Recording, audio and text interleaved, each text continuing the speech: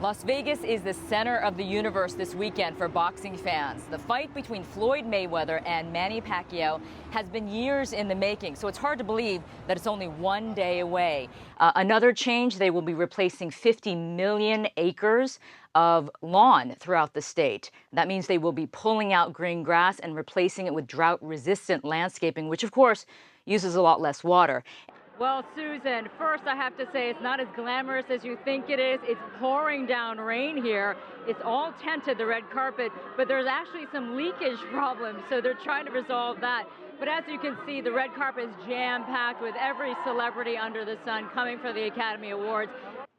It sure does, Phil. I mean, you can't make this stuff up, can you? I mean, this is not the ending that Sony had imagined. They were going to release this film on Christmas Day, but as you just said, they've decided to cancel that release in all theaters because of the threats. This is one of the final stages of rehabilitation when the sea lions can actually feed themselves and they're competing for food. That's a very good sign, and that means they're weeks away from being returned to the wild. The water in Lake Tahoe has only one outlet, and that's the Truckee River, which is an important source of irrigation to parts of Nevada and California. The problem is there isn't enough water in Lake Tahoe now to fill the river. And the proof of that is right here. I'm standing right in the middle of the Truckee River. Look at her. Amazing. Isn't she, though? She really is. Look at that. The experience of meeting a mammal of this size up close is nearly indescribable.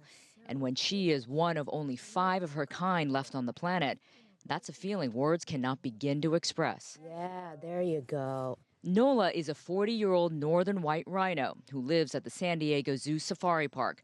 There is another at a Czech Republic Zoo and 3 at a Kenyan park. There are none left in the wild. The species has been obliterated due to poaching motivated by greed.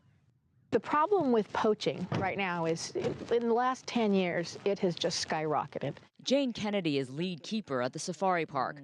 Her love of Nola is equal only to her frustration over the ignorance that's leading to the rhino's extinction. There was some misinformation that was distributed in Vietnam about one of the ministers being healed from cancer from the use of rhino horn. It's completely not true. As you can see, this rhino's horn is nothing but compressed keratin. That's like chewing on your fingernails. And unfortunately, because it was believed, the demand has skyrocketed. But it's not just false anecdotes about medicinal benefits fueling the rhino horn trade in Asia. With growing prosperity comes the desire for status symbols.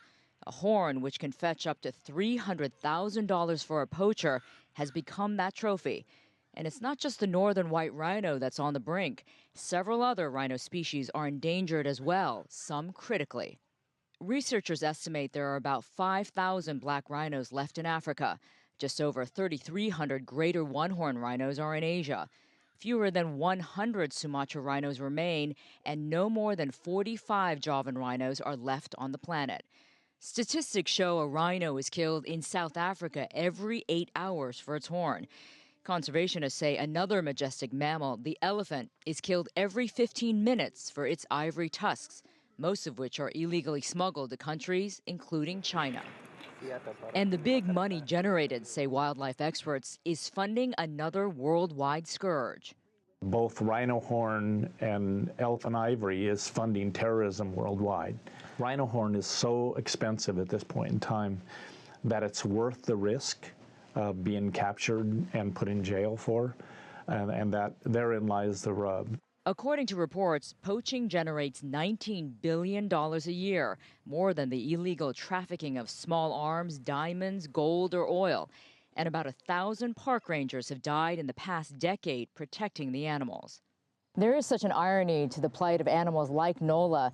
It's because of humans that they're nearly extinct, but now it's humans that are desperately trying to bring them back from the brink through science.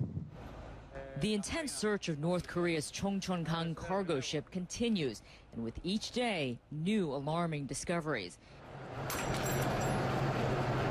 Inside the port of Cologne, heavily armed military troops stand guard, acutely aware of the cargo on board the North Korean vessel.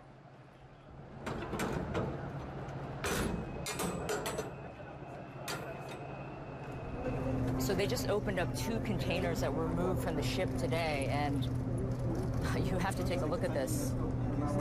Both containers are full of weaponry.